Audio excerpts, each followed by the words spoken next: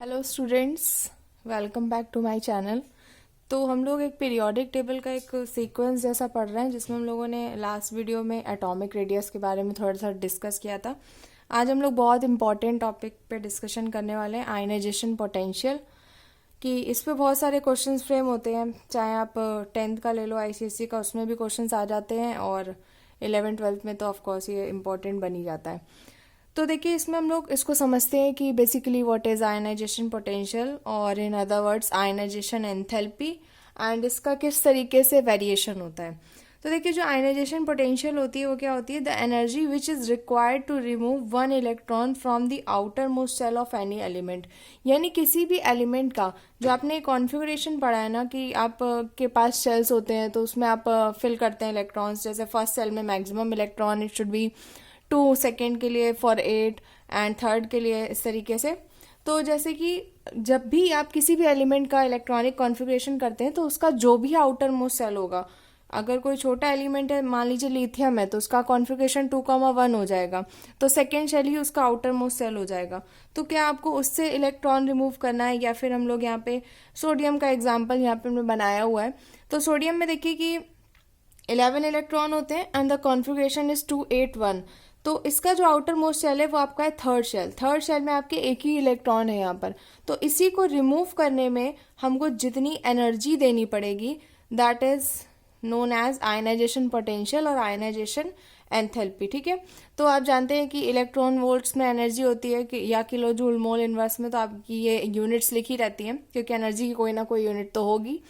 तो ionization potential exactly क्या है कि the energy which is required to one electron from the outer most shell of any element. यानी किसी भी एलिमेंट के आउटर मोस्ट यानी सबसे बाहर वाले शेल से एक इलेक्ट्रॉन को रिमूव करने के लिए आपको जितनी एनर्जी देनी पड़ेगी, यानी ये आप एनर्जी दोगे, ठीक है, रिलीज नहीं होगी इसमें से, उसको आप कहते हो आयनाइजेशन पोटेंशियल। अब देखिए, इसके वेरिएशन पे काफी क्वेश्चंस आते हैं कि अक्रॉस द पीरियड इसका कैसा वेरिएशन होगा, ग्रुप में इनका कैसा वेरिएशन होगा।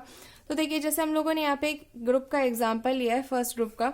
तो उसमें देखिए एलिमेंट्स जो आपके अल्कलाइन मेटल्स होते हैं, तो उसमें देखिए आपकी लिथियम है, sodium, potassium, rubidium, caesium, francium, और इनका सबका एटॉमिक नंबर लिखा हुआ है। तो as we move in a group from top to bottom, यानी आप जैसे जैसे ऊपर से नीचे जाएंगे, वैसे वैसे इलेक्ट्रॉन्स बढ़ने की वजह से और शेल चेंज होने की वजह से जो आपका आउटर मोस्ट सेल है वो बड़ा होता जाएगा। जैसे यहाँ सोडियम में इसमें सिर्फ 3 सेल बन सकते हैं, लेकिन अगर हम वही फ्रांसियम की बात करें तो मे बी इसमें 6 और 7 सेल बन के आएंगे। ठीक, तो यानी इसका स्ट्रक्चर हो गया बड़ा। लास्ट वीडियो में हम लोगों ने एटॉमिक रेडियस को समझा था कि एटॉमिक रेडियस क्या होती है, डाउन द ग्रुप्स इंक्रीज होती है, क्योंकि जैसे जैसे आपका नंबर ऑफ इलेक्ट्रॉन्स इंक्रीज होते हैं उससे साइज इंक्रीज हो जाता है, और साइज इंक्रीज होने की वजह से एटॉमिक रेडियस मतलब न्यूक्लियर से लास्ट इलेक्ट्रॉन के बीच की जो डिस्टेंस होती है वो इंक्रीज हो जाती है।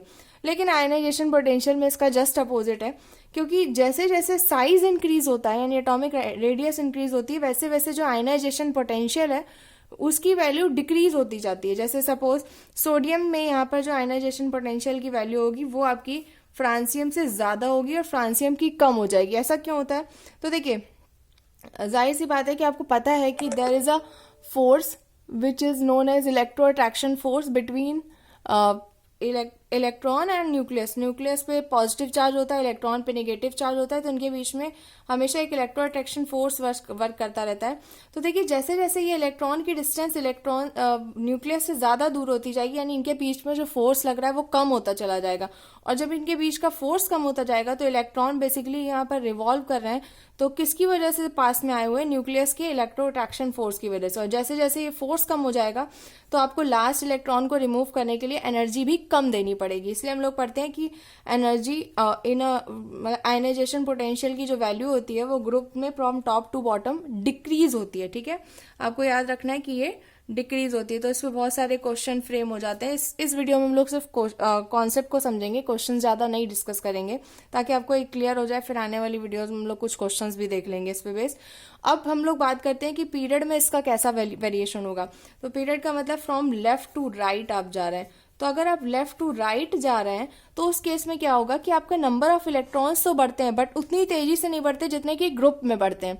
और दूसरा हम लोगों ने पढ़ा था कि due to availability of nuclear charge, effective nuclear charge की वजह से जो आपका एटॉमिक रेडियस है वो डिक्रीज होता जाता है। तो अब जाहिर सी बात है अगर एटॉमिक रेडियस डिक्रीज हो रहा है तो अगर पहले आउटर मोस्ट सेल जो का इलेक्ट्रॉन जो है वो न्यूक्लियस के पास था, तो अब धीरे धीरे साइज डिक्रीज होने की वजह से वो और पास आ जाएगा न्यूक्लियस के, और जैसे जैसे वो और पास आता चला जाएगा तो आपको उसे रिमूव करने के लिए भी ज़्यादा एनर्जी देनी पड़ेगी, बिकॉज न्यूक्लियस और इलेक्ट्रॉन के बीच का जो इलेक्ट्रो अट्रैक्शन फोर्स है वो बहुत ज़्यादा बढ़ता चला जाएगा। इसलिए अक्रॉस द पीरियड जो आपकी आयनाइजेशन पोटेंशियल की वैल्यू होती है, आयनाइजेशन एंथैल्पी की जो वैल्यू होती है वो आपकी क्या करती है, इंक्रीज करती है।